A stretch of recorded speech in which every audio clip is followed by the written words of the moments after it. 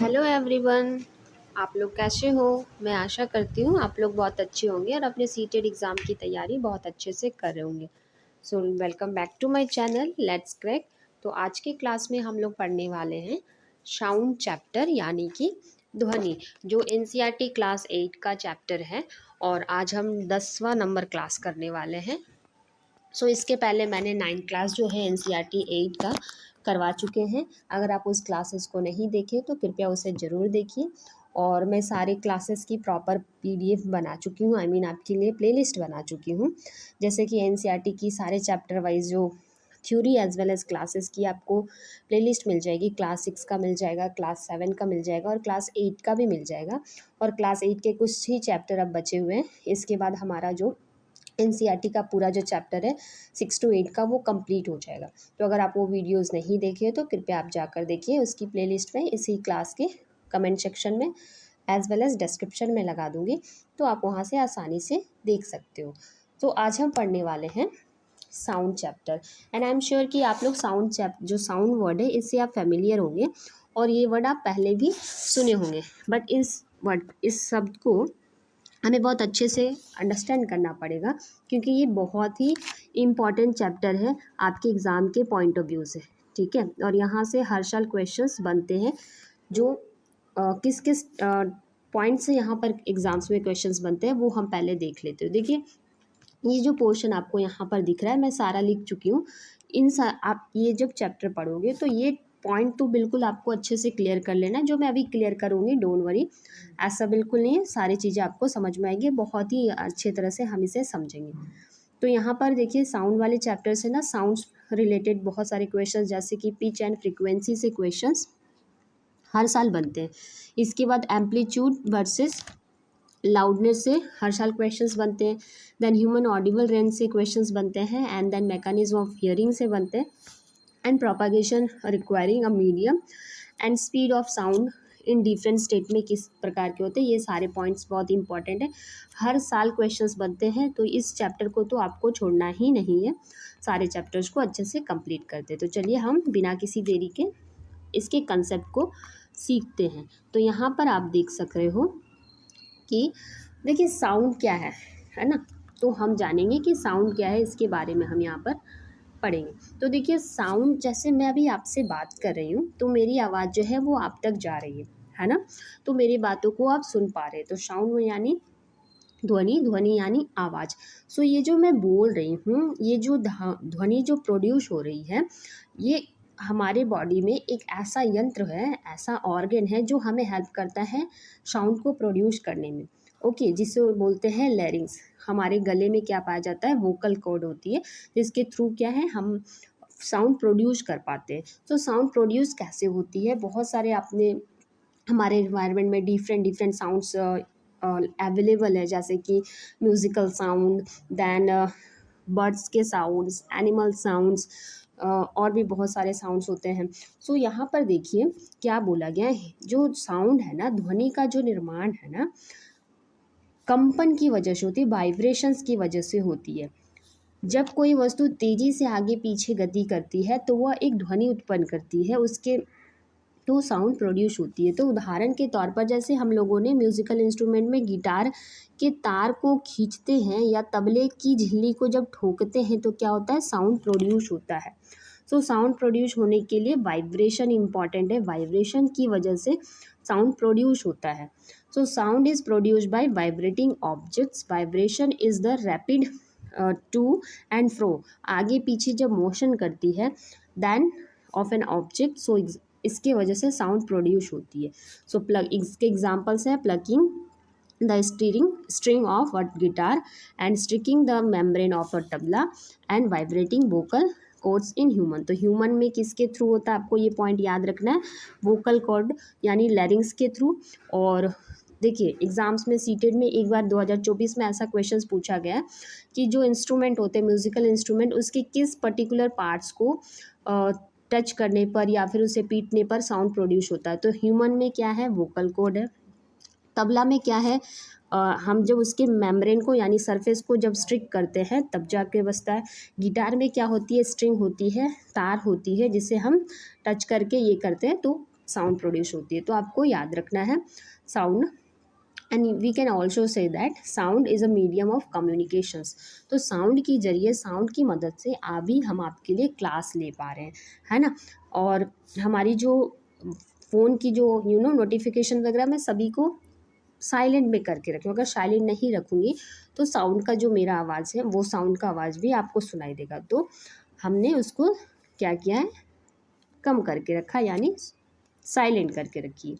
Okay, सो अब यहाँ तक आपके पॉइंट क्लियर हो गए होंगे। होप सो साउंड क्या है आपका पॉइंट क्लियर हो गया होगा। यहाँ पर आप देख पा रहे हो ये एक मेटल ऑब्जेक्ट्स है। इस मेटल ऑब्जेक्ट्स में जब हम किसी स्टिक के थ्रू से जब पीटते हैं तो क्या होती है, साउंड प्रोड्यूस होती है, साउंड प्रोड्यूस होती है। आप यहाँ पे देख पा रहे हो इसकी वेव इस तरह से क्या कर रही है, मूवमेंट कर रही है ना, इस तरह से मूवमेंट कर रही है। तो आपको पता है ये जो वेव जब प्रोड्यूस होती है तो यहाँ पर क्या होता है, हम जब किसी ऑब्जेक्ट्स को पीटते हैं तो वो क्या होती है, मूव करती है, टू एंड फ्रो। टू यानी आगे और फ्रो यानी पीछे की ओर मूव करती है। तो जब ऑब्जेक्ट्स आगे की ओर मूव करती है तो यहाँ पर जो एयर प्रोड्यूस होती है वो एयर क्या होती है, सारे जो समीप आ जाते हैं। और जब एयर समीप आ जाते हैं तो इस पोर्शंस को क्या कहा जाता है, कॉम्प्रेशन कहा जाता है, यानी संपीड़न कहा जाता है। देन फिर वो ऑब्जेक्ट वापस से अपनी पोजिशंस पे आती है तो उसे क्या कहा जाता है, रेयर फ्रैक्शंस। क्यों, क्योंकि वहाँ पर जो एयर की जो क्वांटिटी है वो क्या होती है, एक दूसरे से दूर चली जाती है और वहाँ पर कम एयर प्रेजेंट रहती है। दैट्स वाई इसे रेयर फ्रैक्शंस कहा जाता है। इस पर्टिकुलर कंसेप्ट को हम लॉन्गिट्यूडनल वेव में बहुत अच्छे से पढ़ेंगे, अभी मैं आपको एक्सप्लेन करूँगी। तो देखिए इसमें एक चीज़ मैं बताना चाह रही हूँ, ये जो आपको दिख रहा है ना, एक वेव में ये जो अपर पार्ट्स होता है इसे क्या कहा जाता है, इसे क्रस्ट कहा जाता है, यानी स्ट्रिंग कहा जाता है। और जो लोअर पार्ट होती है इसको ट्रो कहा जाता है। ये जो लोअर पार्ट आपको दिख रहा है इस लोअर पार्ट को ट्रो कहा जाता है, इसे गर्द कहा जाता है, याद रखिएगा। ओके, तो देखिए वेव जो होती है ना, दो प्रकार की होती है, लॉन्गिट्यूडनल वेव होती है और ट्रांसवर्स वेव होती है। इस पॉइंट्स को हम थोड़ा अच्छे से क्लियर करेंगे। थोड़ा मैं आपको बता देती हूँ। देखिए थोड़ा एक खाली स्पेस देख लेती हूँ, कहाँ पे आपको बताऊँ।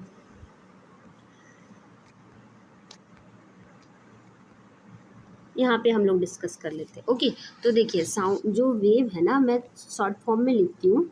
वेव जो है ये 2 टाइप्स की होती है। वेव जो है ये 2 टाइप्स की है। कौन कौन से वेव्स हो गए, फर्स्ट होती है longitudinal wave, longitudinal wave, longitudinal wave. Okay, so longitudinal wave में क्या होता है ना, लॉन्गिट्यूडनल वेव को अनुदैर्घ्य तरंगे कहते हैं। सो जो हमारी ध्वनि जो है ना वो अनुदैर्घ्य यानी लॉन्गिट्यूडनल वेव का एक एग्जाम्पल है, आपको याद रखना है। अगर आप कंफ्यूज हो जाते हो कि मैम कैसे याद रखें, लाइट वेव भी है, साउंड वेव है, कौन कौन सा वेव है। सो साउंड वेव, साउंड को हम क्या कहते हैं, ध्वनि, ध क्या प्रोनाउंसिएट होता है, ध आता है, ठीक है। और जब लॉन्गिट्यूडनल वेव को हिंदी में क्या बोलते हैं, अनुदैर्घ्य बोलते हैं। क्या बोलते हैं, अनुदैर्घ्य बोलते हैं। सो आपको यहाँ पे कुछ वर्ड दिख रहा है, यहाँ पे भी ध है, ध से ध्वनि, और यहाँ पे भी ध से अनुदैर्घ्य। तो ध से ध्वनि, और ध्वनि किस प्रकार की वेव है, तो लॉन्गिट्यूडनल वेव यानी कि अनुदैर्घ्य वेव है। ओके, आपको ये पॉइंट याद रखना। दूसरा जो टाइप्स होता है वेव का जो दूसरा टाइप होता है वो है, अच्छा मैं आपको यहाँ पर एक बार वेव बना के दिखा देती हूँ। जो लॉन्गिट्यूडनल वेव होता है उसमें किस तरह से वेव जो है मूवमेंट करता है। तो देखिए ये मान लीजिए आपका कोई ऑब्जेक्ट्स है, इस ऑब्जेक्ट्स को हमने पीटा तो यहाँ पर जो वेव मूवमेंट करती है लॉन्गिट्यूडनली वेव करती है, मतलब लंबवत मूवमेंट करती है। तो जब हम ऑब्जेक्ट्स को किसी स्टिक के थ्रू जब उसे पीटेंगे तो यहाँ पर देखिए ये ऑब्जेक्ट्स क्या है, आगे की ओर जाएगी तो यहाँ की जो एयर है ये पास पास आ जाएगी, प्रेस हो दब जाएगी तो यहाँ पे बहुत सारे आपके डेंसिटी, जो एयर की डेंसिटी है वो बहुत हाई हो जाएगी। देन फिर ये ऑब्जेक्ट क्या है, पीछे जाएगी तो यहाँ फिर क्या होगा, एयर की जो डेंसिटी है वो कम होती चली जाएगी। देख रहे हैं आप यहाँ पे स्पेस जो है आपको ज़्यादा दिख रहा है। तो ये जो आपको जहाँ पे स्पेस बहुत कंजस्टेड दिख रहा है, यहाँ डेंसिटी एयर की बहुत अधिक है, तो इसे हम कहते हैं कॉम्प्रेशन। और जहाँ पर एयर की डेंसिटी कम है इसे हम कहते हैं रेयर फ्रैक्शन। सो कंप्रेशन यानी संपीड़न, और इसे रेयरफिक्शन। फिर ये ऑब्जेक्ट वापस से आगे की ओर आएगी, तो फिर यहाँ की जो डेंसिटी है, एयर की जो डेंसिटी है वो हाई हो जाएगी, और यहाँ पर आपको बहुत ही घना जो एयर है वो बहुत ज़्यादा क्लोज हो जाएगी, तो इसे हम क्या कहते हैं, कंप्रेशन। एंड अगेन ये पीछे जाएगी, तो फिर यहाँ पर जो एयर की जो क्वांटिटी है यानी डेंसिटी है वो क्या हो जाएगी, कम हो जाएगी, तो इसे हम बोलते हैं रेयरफिक्शन। तो इस तरह से लॉन्गिट्यूडल वेव जो है मूव करती है जब उसे किसी लाइक स्टिक के थ्रू उसे पीटा जाता है। ओके, यहाँ तक आपके पॉइंट क्लियर हो गए होंगे। तो ध्वनि जो है कैसी, यानी साउंड जो है कैसी वेव है, लॉन्गिट्यूडनल वेव है, यानी अनुदैर्ध्य तरंगे। ओके, अब हम दूसरा जो वेव है ट्रांसवर्स वेव्स के बारे में जानेंगे। सो ट्रांसवर्स वेव क्या होते हैं, इसे कहते हैं हम अनुप्रस्थ तरंगे, ट्रांसवर्स, ठीक है, ट्रांसवर्स ट्रांसवर्स वेव। सो ट्रांसवर्स वेव में क्या होता है ना, यहाँ पर मैं आपको डायग्राम के थ्रू दिखाना चाहूँगी। यहाँ पर देखिए, ये वेव जब ऑब्जेक्ट्स को पीटा जाता है तो ये इस तरह से क्या करती है, मूवमेंट करती है, ठीक है। सो यहाँ पर ये ना 90 डिग्री का एंगल बनाती है, कितने डिग्री का, 90 डिग्री का एंगल बनाती है, आपको याद रखना है। और इसके ऊपर वाले पार्ट्स को मैंने बता दिया आपको क्रस्ट करते हैं, और नीचे वाले पार्ट्स को ड्रॉ करते हैं यानी गर्द करते हैं। और यहाँ पर क्या होते हैं, तो इस पोर्शंस में क्या है, जो आपका वेव है मूवमेंट कर रही है अपर एंड लोअर साइड में, तो इतना पॉइंट आपको याद रखना है। तो ट्रांसवर्स वेव का एग्जांपल क्या है, लाइट वेव्स। तो लाइट वेव्स क्या है, ट्रांसवर्स वेव है। तो आप इसे टीएल से याद रखिए। टीएल में टीम लीडर में क्या चाहिए, लाइट चाहिए, लाइट यानी एनर्जी चाहिए टीम को चलाने के लिए। होप सो यहाँ तक आपके पॉइंट क्लियर हो गए होंगे। और अगर कुछ भी आपके डाउट्स बनते हैं, अगर चीज़ें नहीं समझ में आती तो आप हमें जब आप क्लास को देख रहे होंगे तो तभी आप वीडियो को पॉज कीजिए और उसी वीडियो के कमेंट सेक्शन में जाकर आप हमें कमेंट कर सकते हो, ठीक है। तो इस तरह से साउंड क्या है, प्रोड्यूस होती है, प्रोपागेट करती है ऑफ साउंड वेव्स। ओके, यहाँ तक आपके पॉइंट क्लियर हो गए होंगे। हम नेक्स्ट जानेंगे कि साउंड प्रोड्यूस बाय ह्यूमंस में कैसे साउंड प्रोड्यूस होता है।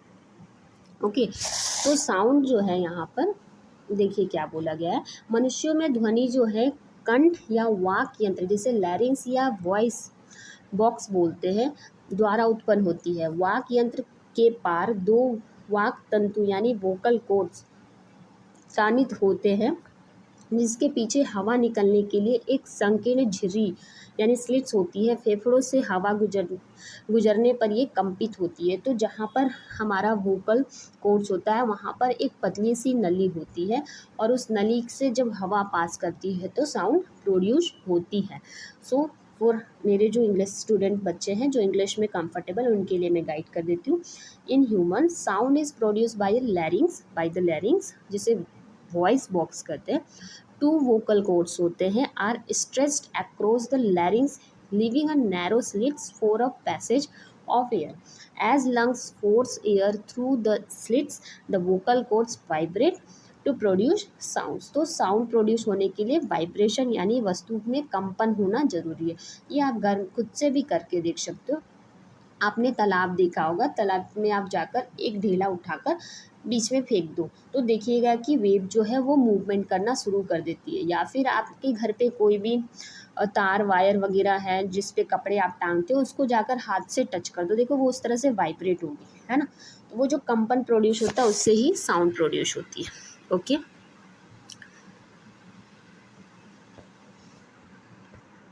तो देखिए, sound needs a medium to propagate. तो ध्वनि संचरण के लिए हमें मीडियम की आवश्यकता होती है। सो कौन से मीडियम में ध्वनि अधिक होगा ये हमें जानना पड़ेगा। सो ध्वनि को एक स्थान से दूसरे स्थान तक जाने के लिए माध्यम में आपको ठोस, द्रव और गैस, इन तीनों माध्यम की आवश्यकता होती है तो ध्वनि निर्वात वैक्यूम में गमन नहीं करती है। बहुत ही इंपॉर्टेंट लाइन है, एग्जाम में सीधे सीधे क्वेश्चन पूछ लिया जाएगा कि वैक्यूम से क्या साउंड जो है वो ट्रेवल करती है। सो नहीं, वैक्यूम से जो है साउंड वो ट्रेवल नहीं करती है, क्योंकि साउंड को ट्रेवल करने के लिए मीडियम की आवश्यकता होती है। वो सॉलिड, लिक्विड और गैस कोई भी स्टेट हो सकती है। सो यहाँ पर क्या है, जो साउंड जो है इसकी कैपेसिटी जो है सबसे ज़्यादा सॉलिड्स में फिर लिक्विड में और फिर गैस में होती है। तो आप इसको इस तरह से कर सकते हो। साउंड सबसे ज़्यादा जो है सॉलिड्स में प्रोड्यूस होती है, देन लिक्विड्स में और देन गैसेस में। ओके, ये इंक्रीजिंग डिक्रीजिंग ऑर्डर।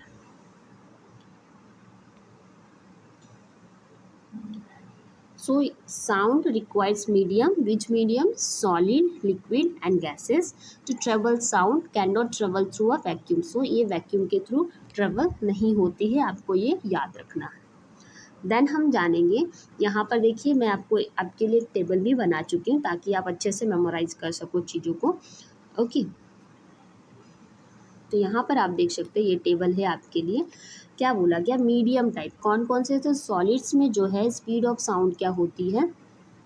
सॉलिड में स्पीड ऑफ साउंड सबसे ज़्यादा होती है। Example iron rod, wooden desk, लोहे की छड़, लकड़ी की छड़ और स्टील, मेटल, ये सब क्या होते हैं? सॉलिड्स होते हैं। तो इसमें हमारी जो साउंड की जो स्पीड है वो हाई होती है।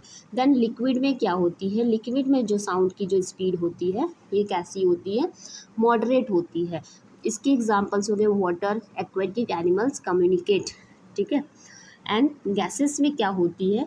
स्लोवेस्ट होती है। सबसे कम अगर किसी में होता है तो गैस में होती है। एयर की जो स्पीड होती है 343 मीटर पर सेकेंड्स होती है। वैक्यूम में शून्य होता है, इसमें क्योंकि प्रोपागेशन करती ही नहीं है और स्पेस अंतरिक्ष यानी वैक्यूम का एग्जाम्पल है। अब हम जानेंगे हाउ वी हियर साउंड, हम साउंड को कैसे सुन पाते हैं। सो देखिए, मानव कान की जो कार्य प्रणाली है, हमारी कान ध्वनि एकत्र करता है। हमारी जो एयर है ना वो इस तरह से कंस्ट्रक्ट की गई है, बनी हुई है, निर्माण की गई है। तो ये क्या करती है? हमारी जो पीना है यानी बाहरी कान जो है, बाहरी कान को क्या करते हैं? पीना करते हैं। ये ध्वनि को क्या करती है? स्टोर करती है, ठीक है। और ये ध्वनि कान की नली से होकर कर्णपटल यानी ईयर ड्रम पर जाती है, जिसे टिम्पैनिक मेम्ब्रेन कहते हैं, से होकर टकराती है। और टकराने के बाद ये क्या करती है? कंपित होती है। कंपित कर्ण पटल पटल इन कंपनों को अंतः इनर ईयर में और फिर तंत्रिका यानी ऑडिटरी नर्व के द्वारा मस्तिष्क तक भेजती है। तो सबसे पहले जो ईयर है वो हमारे बाहरी कानों में स्टोर होती है। देन फिर ये एयर ड्रम के थ्रू या जिसे टिम्पैनिक मेम्ब्रेन होते हैं उससे गुजरते हुए कंपन करते हुए कहाँ जाती है? इनर ईयर में जाती है। इनर ईयर से फिर वो कहाँ जाती है? ऑडिटरी नर्व में जाती है। तो ये सीक्वेंस आपको याद रखना है। देखो यहाँ पर मैं बता दी, पिना में, देन उसके बाद इनर कैनल में, एंड देन फिर ईयर ड्रम में, और फिर इनर ईयर एंड नर्व में जाती है। तो इस तरह से जो है हमारी कानों में क्या होता है? साउंड प्रोड्यूस होता है। ओके, आवर आउटर ईयर है उसे पीना कहते हैं। देन फनल कलेक्ट्स करती है साउंड्स को इनटू द ईयर कैनल में, एंड देन साउंड वाइब्रेट्स करती है द थिन ईयर ड्रम जो होती है थिन होती है, and tiny middle ear bones amplify and transfer vibration to the inner ear which converts them into nerve signals send to the brain, और brain के पास जाकर ये क्या होती है? फिर जाके हमें साउंड का पता लगता है। ओके, तो ये आपको याद रखना है। साउंड्स के वेरी इंपॉर्टेंट, यहाँ से तो मैं जो बता रही थी आपको पहले ही बताई कि एग्ज़ाम में कहाँ से क्वेश्चंस पूछा जाता है, तो ये इम्पॉर्टेंट है। कैरेक्टरिस्टिक्स ऑफ साउंड्स, ध्वनि की तरंगों की प्रमुख अभिलक्षण। तो देखिए 3 लक्षण हैं यानी 3 गुण हैं हमें साउंड्स की कैरेक्टरिस्टिक्स पे, यानी इसके गुणों के ऊपर हमें ध्यान देना है। एम्पलीट्यूड्स, तो एम्पलीट्यूड्स माने क्या होती है? एम्पलीट्यूड्स माने होती है आपका आयाम। अब आयाम किसे बोलते हैं वो हमें जानना ज़रूरी है, तो मैं आपको अच्छे से गाइड करती हूँ, डोंट वरी, चीज़ों को हम अच्छे से क्लियर करें। सो देखिए, ये जो आपको वेव दिख रहा है ना यहाँ पर, तो ये जो अपर वाला यानी जिसको मैं क्रस्ट कही थी, उसका जो हाईएस्ट जो जो उसकी जो हाइट है ना उसे ही क्या कहा जाता है? एम्पलीट्यूड कहा जाता है। क्या कहा जाता है? एम्पलीट्यूड कहा जाता है। सो यहाँ पर जो है ना amplitude maximum displacement of vibrating particles, तो ये जो आपको दिख रहा है, ये जो हाइट दिख रहा है ना,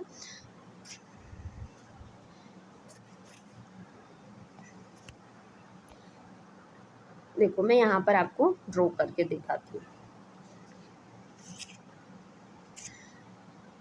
ये वेव, ये जो आपको दिख रहा है ना इस तरह से, ये जो हाइट दिख रहा है ना, इसे ही क्या कहा जाता है, एम्पलीट्यूड कहा जाता है। क्या कहा जाता है, एम्पलीट्यूड कहा जाता है, यानी आयाम कहा जाता है। सो आयाम क्या निर्धारित करती है, आयाम क्या है, maximum displacement of vibrating particles, so determines loudness. तो जो लाउडनेस है इट डिपेंड्स ऑन आयाम, एम्पलीट्यूड। जितना ज़्यादा एम्पलीट्यूड रहेगा, जितनी हाई एम्पलीट्यूड रहेगी, जो साउंड है उतना ही ज़्यादा रहेगा। कैसे, तो देखिए एक रिलेशन यहाँ पर दिया है, loudness directly proportional to amplitudes, यानी जो आपकी लाउडनेस है, प्रबलता है, वो आयाम के स्क्वायर के बराबर होती है, डायरेक्टली प्रोपोर्शनल होती है। मान लो कि आपका जो एम्पलीट्यूड दिया है वो 2 दिया हुआ है, तो हमारा लाउडनेस कितना हो जाएगा, 2 का स्क्वायर 4 हो जाएगा, तो 4 टाइम्स हो जाएगी एम्पलीट्यूड। इज इफ हम एम्पलीट्यूड को अगर डबल करते हैं तो हमारा लाउडनेस जो है वो 4 टाइम्स ज़्यादा इंक्रीज हो जाएगा। ओके, क्लियर हुआ, ठीक है। अब दूसरा हम जानेंगे फ्रीक्वेंसी, आवृत्ति क्या है। सो फ्रीक्वेंसी क्या है, तो यहाँ पर क्या है ना, फ्रीक्वेंसी मतलब देखो मैं 2 वेव बना रही हूँ। अच्छा, इसमें आपका पॉइंट अगर नहीं क्लियर है तो फिर से एक बार बता देती हूँ आपको एम्पलीट्यूड को। देखो मैंने 2 वेव बनाया है यहाँ पर, ठीक है, आप सभी को समझाने के लिए 2 वेव बनाए। यहाँ पर ध्यान से देखिएगा, और एक वेव बना देती हूँ। अब बताओ किसका लाउडनेस ज़्यादा होगा, इस वेव का या फिर इस वेव का। तो ऑब्वियस सी बात है, इस वेव में जो दिख रहा है, इस वेव में आपको जो दिख रहा है, या वेव ए लिख देती हूँ या वेव बी लिख देती हूँ। सो ए वेव में जो एम्पलीट्यूड है वो ज़्यादा है, तो जितना ज़्यादा एम्पलीट्यूड उतनी ज़्यादा साउंड होगी। और यहाँ पर जो आपको बी फिगर दिख रहा है, बी वेव में क्या है, इसकी एम्पलीट्यूड कम है, यानी जो हाइट है क्रस्ट की वो बहुत कम है। सो जितना कम उतना कम साउंड प्रोड्यूस होगा, कम उसकी लाउडनेस होगी। तो यहाँ पर आपकी जो एम्पलीट्यूड यानी लाउडनेस ज़्यादा होगी, यहाँ पर कम होगी। ओके, तो ये मैं फर्स्ट वाला पॉइंट एम्पलीट्यूड के बारे में था। अब मैं आपको जो बताने जा रही हूँ फ्रीक्वेंसी के बारे में था। फ्रीक्वेंसी क्या होती है, सो ये जो दिख रहा है ना, ये वेव जितना टाइम्स रिपीट होती है ना, इसे ही क्या कहा जाता है, आपका क्या कहा जाता है, फ्रीक्वेंसी। मतलब ये देख रहे हो यहाँ पर मैं ना एम्पलीट्यूड्स को इक्वल रखूँगी, इसकी हाइट को इक्वल रखूँगी। देखो यहाँ पर देखो कितना बार रिपीट हुआ है, 1 2 2 3 4 5, ठीक है। और यहाँ पर आप देखो, यहाँ पर 1 एंड 2, तो यहाँ पर फ्रीक्वेंसी किसकी ज़्यादा है, तो फ्रीक्वेंसी जो है ए वेव जो है इसका ज़्यादा है, बी वेव की फ्रीक्वेंसी है। तो ये जो रिपीटेशन दिख रहा है ना, इस रिपीटेशंस को ही, वेव की रिपीटेशंस को ही क्या कहा जाता है, फ्रीक्वेंसी कहा जाता है। जितनी ज़्यादा फ्रीक्वेंसी मतलब रिपीटेशन, उतना उसका हाई फ्रीक्वेंसी, जितना कम है उतना कम। ओके, सो फ्रीक्वेंसी के ऊपर क्या डिपेंड्स करता है, तो नंबर ऑफ ऑसिलेशन पर सेकेंड, इसे ही क्या कहा जाता है, फ्रीक्वेंसी कहा जाता है। तो पिच जो है ना, पिच डिपेंड्स करती है फ्रीक्वेंसी में। पिच मतलब तारत्व, जो किसी साउंड्स की जो पिच है वो कितनी ज़्यादा होगी, तो जितनी ज़्यादा फ्रीक्वेंसी उस पर्टिकुलर वेव की उतनी ज़्यादा फ्रीक्वेंसी होगी। तो इससे जो ना हम हर्ट्ज, इसकी यूनिट क्या होती है, इसकी यूनिट जो हर्ट्ज होती है, और इसे ये डिटरमाइंस करता है पिच यानी तारत्व को। हायर, देखो लिखा हुआ है higher frequency equal to shrill sounds और हायर पिच। श्रिल्स मतलब उसकी पिच जो है उतनी ही ज़्यादा हाई रहेगी। एंड नॉट लिस्ट, यहाँ पर हम दूसरा पॉइंट, तीसरा कैरेक्टर कवर करेंगे, time period. So time period क्या है, टाइम पीरियड यानी आवर्तकाल, time required to complete one oscillations. Relations जो है यहाँ पर टाइम इन्वर्सली प्रोपोर्शनल होता है फ्रीक्वेंसी को, ठीक है। जितनी ज़्यादा फ्रीक्वेंसी रहेगी उतना ही कम समय में वो चीज़ें गमन कर पाएगी। तो यहाँ तक आपके पॉइंट क्लियर हो गए होंगे। देखो यहाँ पर बोला भी है, देख लो, ये एम्पलीट्यूड्स है, ये वन वेवलेंथ या टाइम पीरियड है। तो यहाँ से देख रहे हो इस पर्टिकुलर को क्या बोलते हैं, वन वेवलेंथ क्या है, वेव रिप्रेजेंटेशन है, एम्पलीट्यूड्स टाइम पीरियड आयाम एवं आवर्तकाल।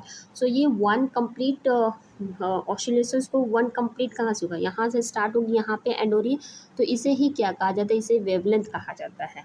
ओके, कंप्लीट ऑसिलेशंस को क्या कहा जाता है, वेवलेंथ का। दूसरा जो ऑसिलेशन यहाँ से स्टार्ट हो रहा है, यहाँ से यहाँ पे स्टार्ट हो रही है ना, तो ये क्या कहा जाएगा, दूसरा आपका वेवलेंथ। अब हम जानेंगे ऑडिबल एंड इनऑडिबल साउंड्स के बारे में। ओके।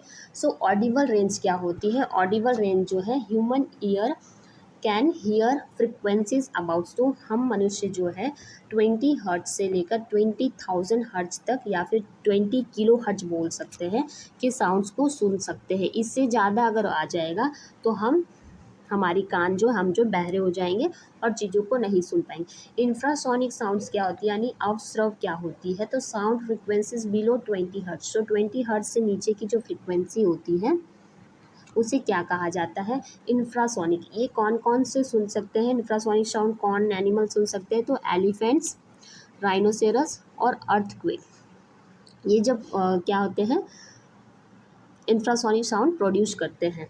अल्ट्रासोनिक साउंड कौन प्रोड्यूस करता है? तो अल्ट्रासोनिक साउंड जो है bat, dogs, dolphin, ultrasonic sounds imaging.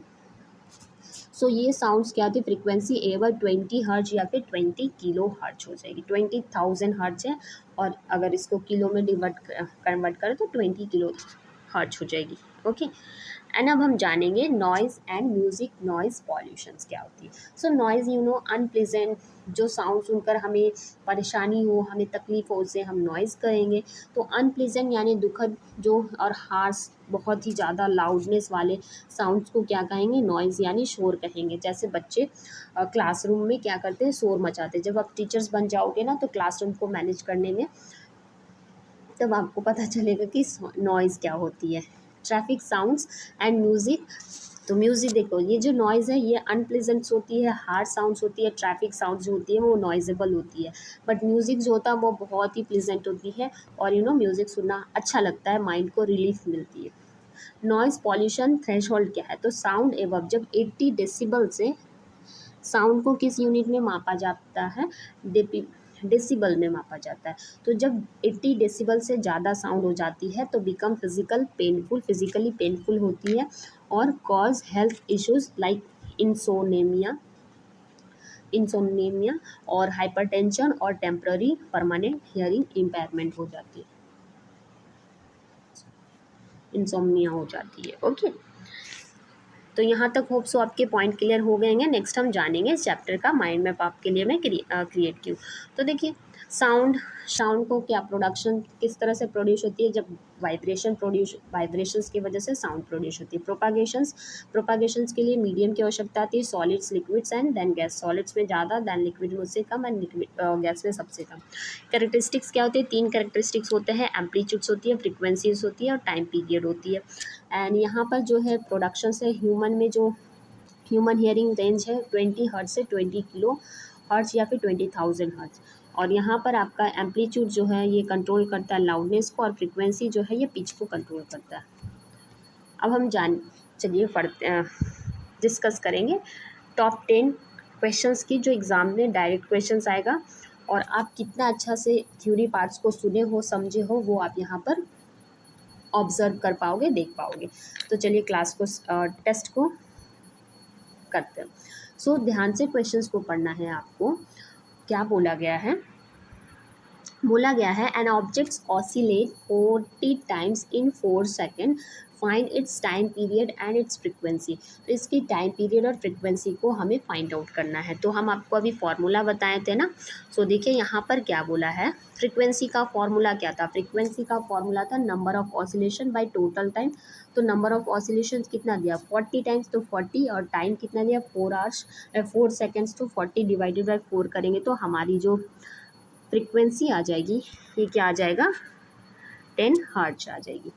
And time period क्या होगा? तो टाइम पीरियड का तो फॉर्मूला हम लोगों ने पढ़ा ही। टाइम पीरियड जो होता है इन्वर्सली प्रोपोर्शनल टू 1/फ्रीक्वेंसी, तो 1/4 कर दो।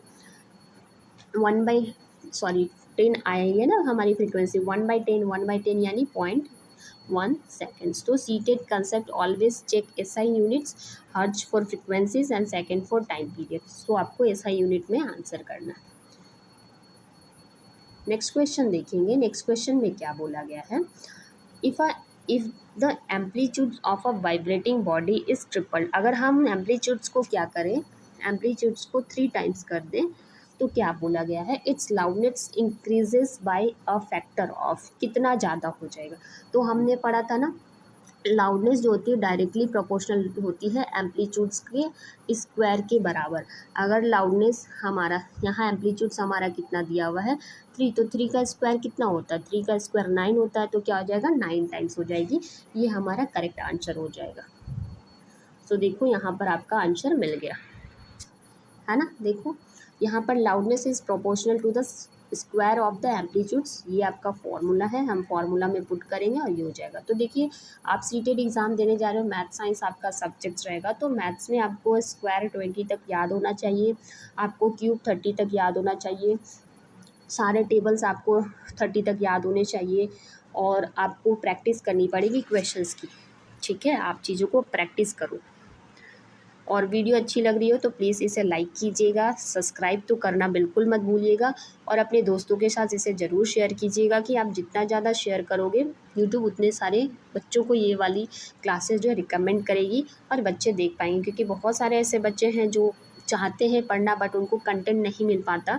सो हमारी जो क्लासेस है बिल्कुल फ्री ऑफ कॉस्ट है, और हर एक चीज़ को मैं बहुत बेसिक से और एक एक टॉपिक्स को क्लियर की हूँ। प्लेलिस्ट भी आप लोगों के लिए बना चुकी हूँ, तो आप प्लेलिस्ट पर जाकर चीज़ों को ज़रूर देखें और क्वेश्चंस की प्रैक्टिस कीजिए, अपने नोट्स को रिवाइज़ कीजिए। अब एग्ज़ाम्स हमारा बहुत नज़दीक आ गया।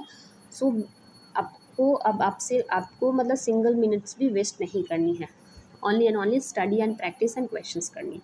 ओके, क्योंकि बिना प्रैक्टिस का एग्ज़ाम्स में अच्छा परफॉर्म नहीं हो पाएगी। अब हम जानेंगे क्वेश्चन नंबर 3 देखेंगे क्या बोला गया है। Pitch of sound depends on which of the following properties. तो पिच जो है यानी तारत्व जो है किस पे डिपेंड करती है। एम्पलीट्यूड्स, देखिए एम्पलीट्यूड्स तो होगा नहीं, एम्पलीट्यूड्स के ऊपर साउंड्स डिपेंड करती है। फ्रीक्वेंसी तो होगा नहीं, है ना। हाँ, फ्रीक्वेंसी हो पाएगी, राइट। फ्रीक्वेंसी के ऊपर क्या है हमारा जो तारत्व है वो डिपेंड करता है। स्पीड ऑफ साउंड होगा नहीं और मीडियम तो होगा नहीं, तो हमारा ऑप्शन बी जो है करेक्ट आंसर हो जाएगा। देखो पिच यानी श्रिलनेस एंड फ्लैटनेस, मतलब कोई आवाज़ कितनी पतली है कितनी मोटी है डिपेंड्स करती है उसकी फ्रिक्वेंसी पर। अगर फ्रिक्वेंसी ज़्यादा है तो उसकी साउंड जो होगी वो क्या होगी, आपकी श्रिलनेस होगी यानी हाई पिच होगी, और अगर कम है तो लो पिच होगी। High frequency produce a shrill voice यानी higher pitch and of a child or a woman, or while low frequency produces a deep voice, low pitch adult male का जो होता है वो कम पिच का होता है। Amplitudes determines loudness not pitch, याद रखिएगा आप।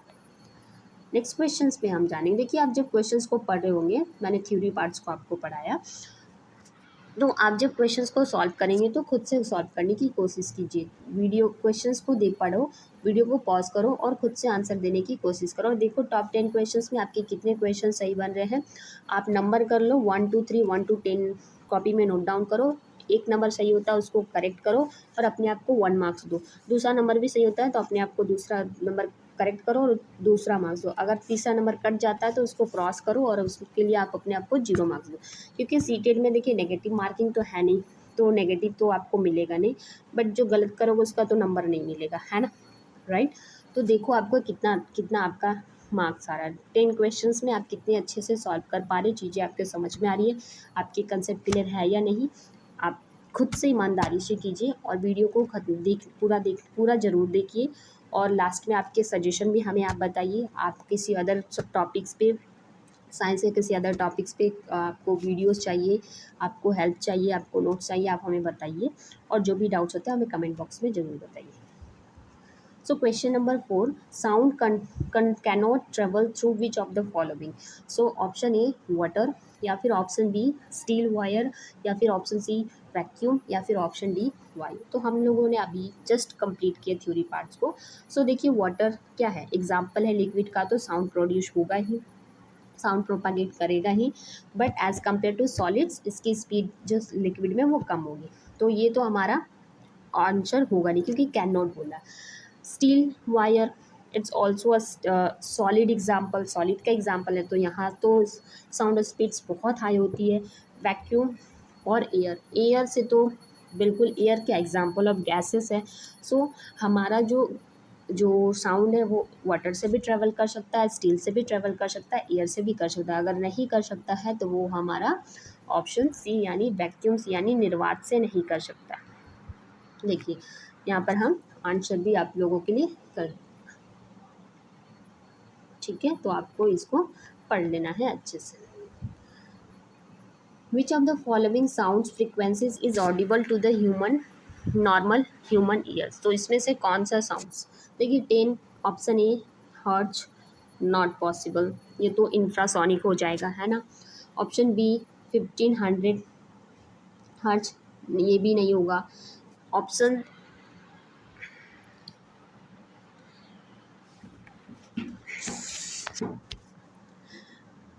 ऑप्शन सी 2500,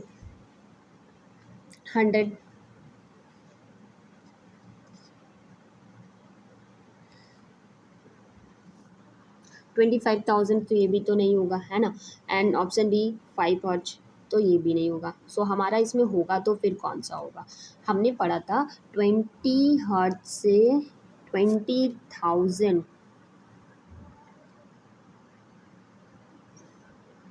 हर्ट्ज या फिर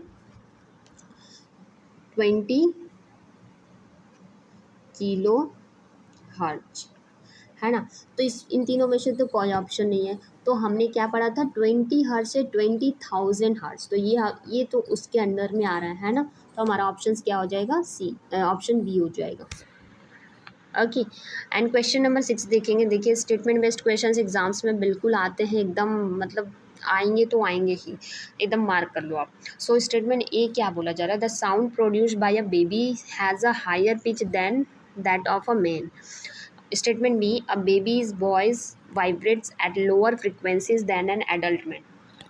सो इसमें क्या करेक्ट हो सकता है। तो ये देखिए आपने जो कंसेप्ट कितना अच्छा से सीखा है उसको इम्प्लीमेंट करने का समय आ गया। सो इसमें जो आपका जो करेक्ट होगा, हमारा जो स्टेटमेंट जो बी है, क्या बोला गया है, स्टेटमेंट बी जो है, स्टेटमेंट ए ट्रू है बट स्टेटमेंट बी जो है फॉल्स है। कैसे, a sound produce by a baby has a higher pitch than that of a man. बिल्कुल हमने पढ़ा था वोमेन और चाइल्ड का जो साउंड फ्रिक्वेंसी, क्योंकि इसकी फ्रिक्वेंसी ज़्यादा होगी, फ्रिक्वेंसी ज़्यादा होगी तो इसकी पिच यानी तारत्व जो होगी वो ज़्यादा होगा। और ह्यूमंस में क्या था, baby sound voice vibrates at lower frequencies than the adult man. No, इसकी फ्रिक्वेंसी मतलब चीज़ें, एक ही कंसेप्ट को दो तरह से कहा गया है।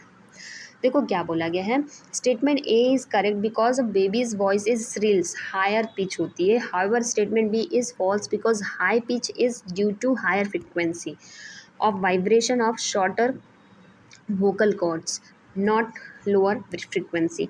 तो जो हमारी बेबी है उसकी जो साउंड फ्रिक्वेंसी है हाई रहेगी, और हाई होने की वजह से इसकी जो पिच है ये भी हाई रहेगी।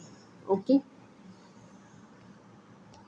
आपको वीडियो अच्छी लग रही है, चीज़ें समझ में आ रही है, कंसेप्ट क्लियर हो रहा है, आपको कॉन्फिडेंट आ रहा है, तो प्लीज़ हमारे वीडियो को लाइक ज़रूर कीजिएगा, शेयर करना ना भूलिएगा, और सब्सक्राइब करना तो बेहद ही ज़रूरी है, क्योंकि आपको आगे इसी तरह से क्लासेस मिलती रहेगी सारे टीचिंग एग्जाम्स के लिए। जैसे आप अभी तो मैं सीटेट की क्लासेस ले रही हूँ, फिर मैं आपके बीपीएससी TRE 4 की क्लासेस लाऊंगी, एंड देन फिर आपका जेटेड हो गया या फिर यूपीटेड, ये सारे क्लासेस भी मैं धीरे धीरे लेकर आप लोगों के लिए आऊँगी।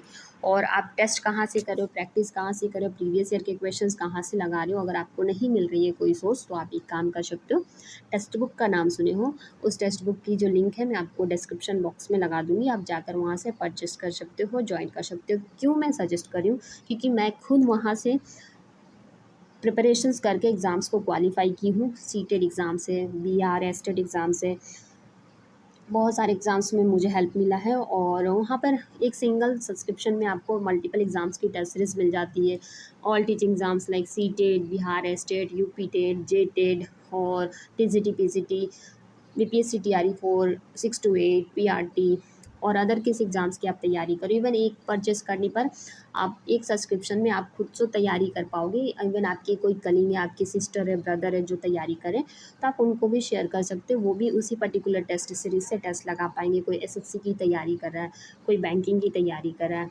कोई रेलवे की तैयारी कर रहा है, तो वो भी आप यहाँ से टेस्ट दे सकते हो। वन सब्सक्रिप्शन में मल्टीपल एग्ज़ाम्स की तैयारी होती है।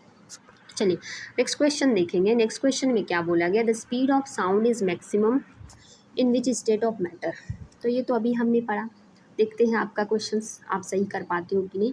ऑप्शन ए साउंड, या फिर ऑप्शन बी लिक्विड्स यानी द्रव, ऑप्शन सी गैसेस, या फिर option D equal in all. So देखिए इक्वल तो होता नहीं है, राइट।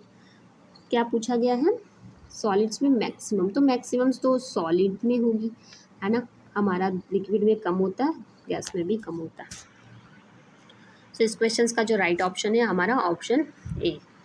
नेक्स्ट क्वेश्चन देखेंगे, क्वेश्चन नंबर 8। क्वेश्चन नंबर 8 में क्या बोला गया है? What is the function of the air drum in human ear? Human ear में एयर ड्रम का क्या फंक्शन है?